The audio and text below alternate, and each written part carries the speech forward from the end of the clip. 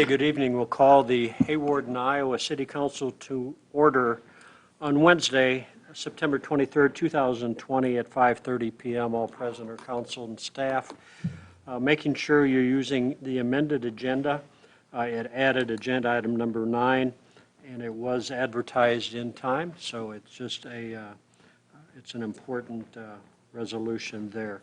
Following this regular meeting, we'll be again meeting as council with the Hawarden Regional Healthcare Board. And that'll take place in the community center.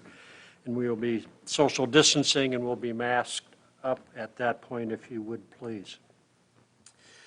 We will start, and my thanks first of all to Travis and you folks for letting me off 2 weeks ago to be with our daughter. So agenda item number 1A is approval of the September 9th, 2020 council meeting minutes.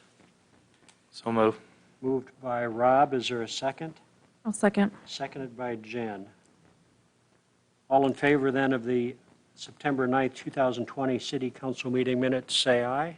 Aye. Those opposed? That passes 5-0. We'll start with Rob for questions for claims for payment, please. No questions. Hey, Jen, do you have questions? No questions. John? None, thanks. Travis? None, thank you. Tim? None, so moved. There's been a motion by Tim. Is there a second? Second. Seconded by Travis. All in favor then of the approval of the September 23rd claims for payment, say aye. Aye. Those opposed? That again passes 5-0. Open business from the community. Looks pretty quiet out there. Move to a short mayor's report. We wish Maddie Vloto good success as the Hawarden librarian. We welcome her to that position. I know she has a lot of energy and ideas, and so we appreciate her applying, and we look forward to, as a city staff person, working closely with her. And also there's a lot of chaos among people with hurricanes and fires and those types of things, lots of devastation throughout the United States, and I just hope that we give our thoughts and our prayers to those people. Can't imagine if your city were all burned, what you can do to get over that. We'll move on to staff reports, and we'll start with Travis tonight, please. Nothing to report. Wow, Jim, is there an echo in here? He's learning, isn't he? Oh, we'll move to maybe somebody that does. Corey. Nothing I can report yet. Okay. Larry, anything from you, please? Well, I got to break the streak there. Just an update is our census count is still currently going up. We've only got about 2 weeks left. It's at 72.9%. And we're down just a little bit, 8 spots from last couple weeks. We're at 184th out of 928 communities. We did submit our 2020 census final report just today. And we've been primarily doing a lot of virtual meetings when it comes to regional groups. I will be the MC for the virtual Northwest Iowa annual meeting next week. So if you haven't signed up for that, please get hold of me. I can get you a link to that meeting. But also we have been visiting with a number of prospects with a couple of visits in town. So that has been going well. So other than that, that's it. Good. Thanks, Larry. Jacob, anything from you? All of my stuff we're going to be talking about today, so. All right. Next week report. We'll wait for that. Mike? Larry and I attended a rally held by Premier Communications today at the Nature Center. Beautiful facility, by the way, if you haven't been out there. The colors are great. But anyway, it was basically an update on their fiber project that they received $7 million in grants. Undersecretary to the USDA, Betty Brand, was present from Washington, D.C., Lieutenant Governor Gray, and the USDA State Director, Grant Menke, were all there. And they toured the progress that Premier's been making with the fiber out in the underserved areas around Hawarden, Akron, and in South Dakota. So it was a nice event. I thank Premier for inviting us to be part of that. Secondly, I received a letter from Preston DeBoer, who represents the union, and it's time to begin collective bargaining again. In the past, we've always hired an outside person.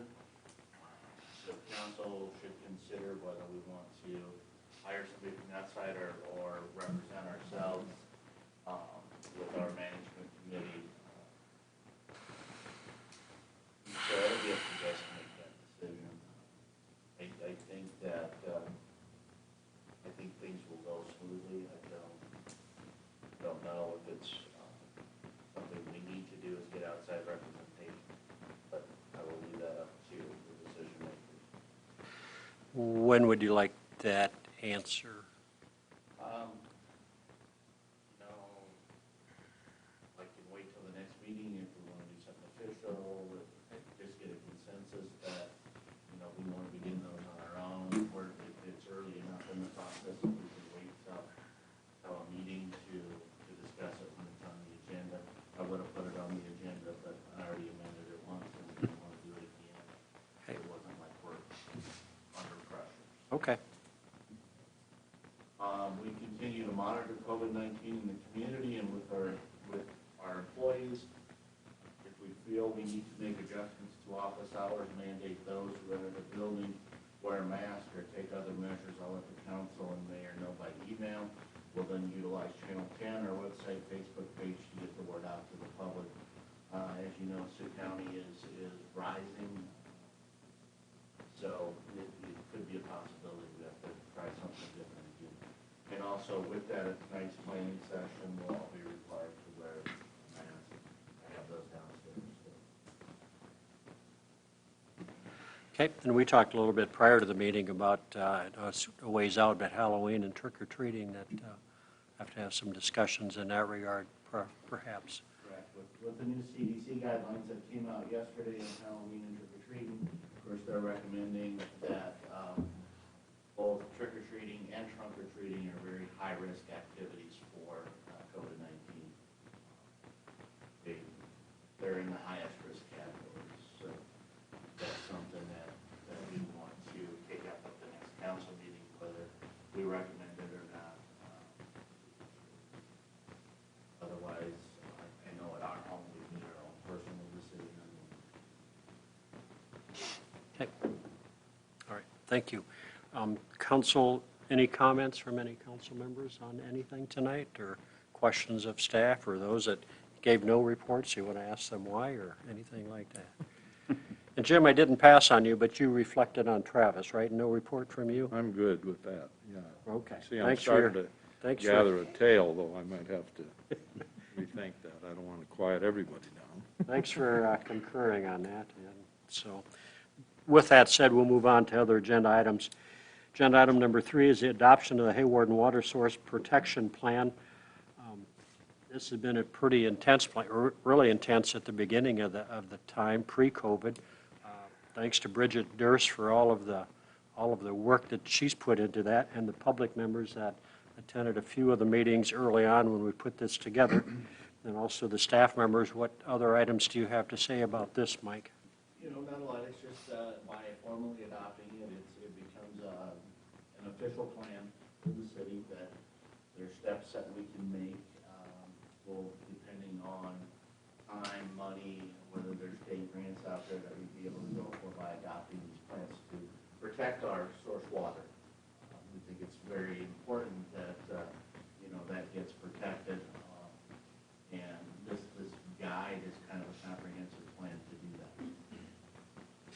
And early on, when we had meetings with Bridget, this is really encompassing of the whole community and the area around and all of that. Agricultural parts of it and so forth. Do you need just a voice vote then to adopt the Hawarden Water Source Protection Plan? Is that what you're looking for tonight? So moved. Been a motion by Travis. Is there a second? Seconded by Tim.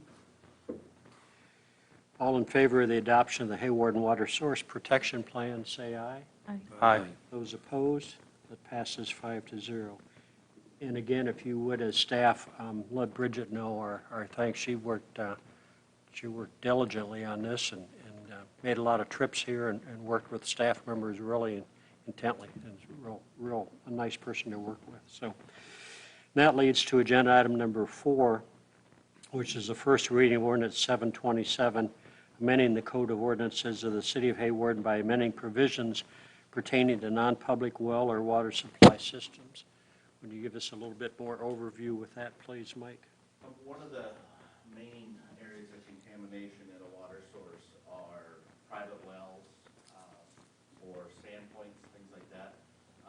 We know that some of those exist. I don't know how many exist, but what's important is that we are able to prevent those in the future. Those items go into the same aquifer we drain or get our drinking water from. And, you know, our wells are protected and have, you know, safety measures in place. We need these items still. So one of the main things that we identified that one of the first steps we could take is prohibiting private wells and things like that. There are a couple little changes I made to the one you've got in the packet too, just to clean some things up. I capitalized, I think it was the second whereas, and then if you go down to 1, 2, 3, 4 whereases, it says it if, and that was supposed to be it is. Section 1, Code of Ordinances, it should say City of Hawarden, Iowa. And then where I referred to the United States Code, when I was typing the section sign, I got an extra S in there, so you can drop the last S off in front of that section line, section sign. And that's it, I guess. Nothing that's material, but. We will have a cleaned up version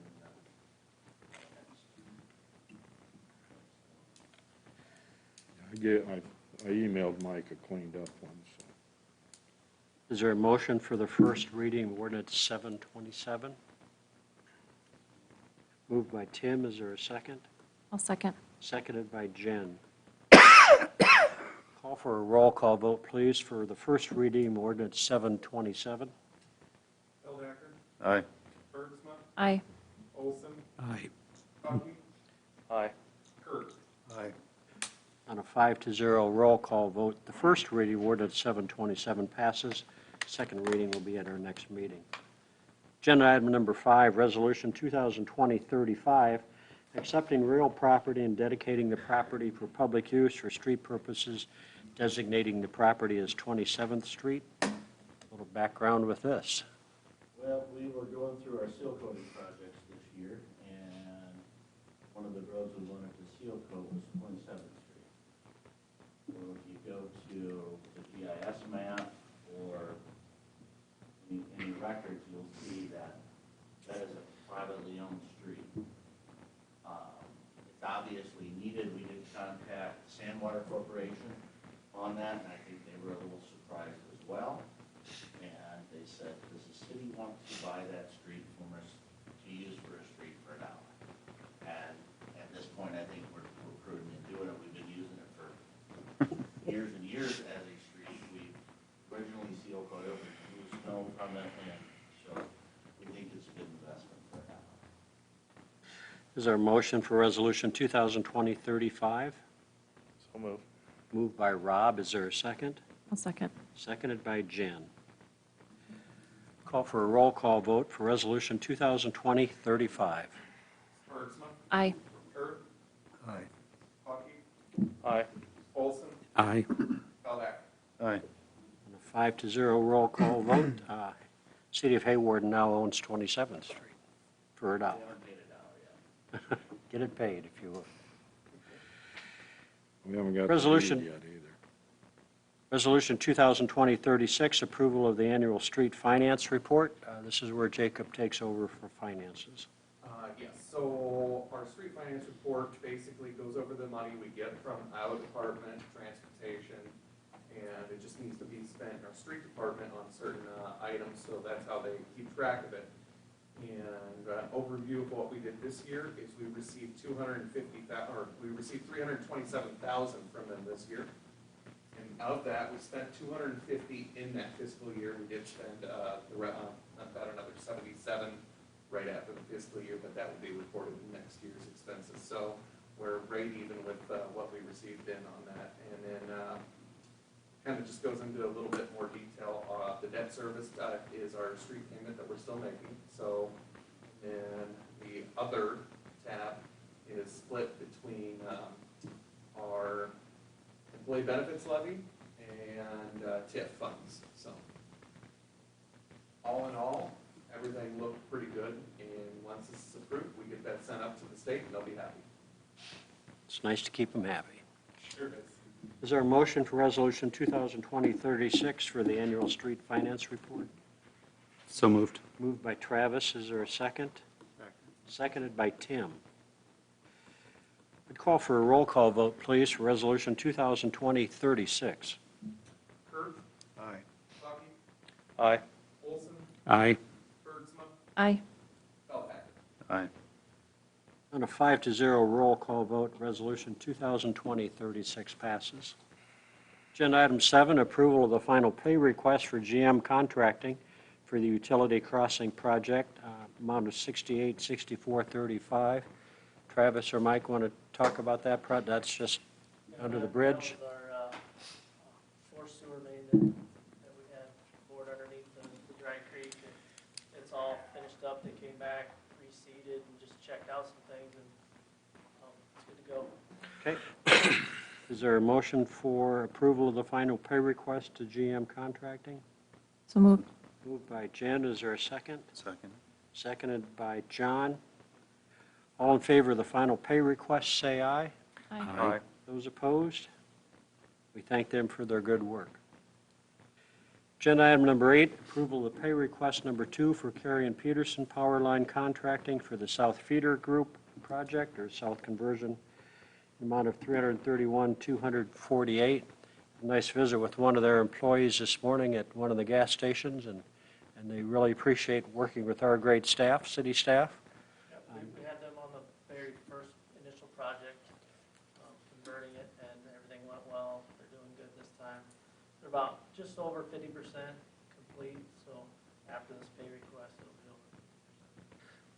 This gentleman also said 10 years ago when he was here, we had a kind of a drought condition too, so we're questioning, we need to get company, maybe not him or something. But is there a motion for the approval of the pay request for Carey and Peterson? So moved. Moved by John. Is there a second? I'll second. Seconded by Jen. All in favor of the pay request number 2 to Carey and Peterson, say aye. Aye. Those opposed? That passes 5-0. Agenda item number 9, new agenda item that on the amended agenda, Resolution 2020-37. This is a resolution requesting reimbursement from the Iowa COVID-19 Government Relief Fund. Someone want to give us an update on that, please? Yeah, the federal government handed money down to all the states for COVID relief. The states then figured out how they were going to distribute that. And they allocated by population so much for every community. It came out, it was kind of confusing, and they cleaned up the process. So basically, we have to pass a resolution in order to get our $58,000, and then we'll have to go in and show expenses that we have. Originally, it was for anything COVID related or over and above. They've changed that, especially for the public safety sector. Now they're taking 25% of the salaries and benefits from March to July, and then from August and September, and reimbursing those. So we'll get our 58% after the next request for August and September. But for us to get anything, we have to pass this that says, hey, we'll accept it. So moved. Been a motion by Travis. Is there a second? Second. Seconded by Jen. Motion and second is for Resolution 2020-37, accepting reimbursement for the Iowa COVID Government Relief Fund. Roll call vote, please, for that resolution. Olson, Aye. Kurth, Feldhacker, Aye. Bergsma, Aye. Bucky, Aye. On a 5-0 roll call vote, Resolution 2020-37 passes. Send them a thank you when they send us a check, if you would. Last agenda item is a consent agenda, request from Brian Engelman, Sportsman's, for liquor license transfer. Another reception again on October the 3rd at Community Center. So is there a motion for the consent agenda? So moved. Moved by Tim. Is there a second? I'll second. Seconded by Jen. All in favor of the consent agenda, say aye. Aye. Those opposed? That passes 5-0. Our next regular stated meeting will be right here again, Wednesday, October the 14th at 5:30. We hope everybody can make it. I would entertain a motion to adjourn. So moved. Moved by Rob. Is there a second? I'll second. Seconded by Jen. You've been busy over there. All in favor of adjournment, say aye. Aye. Those opposed? Thank you so much for your good work for the city of Hawarden.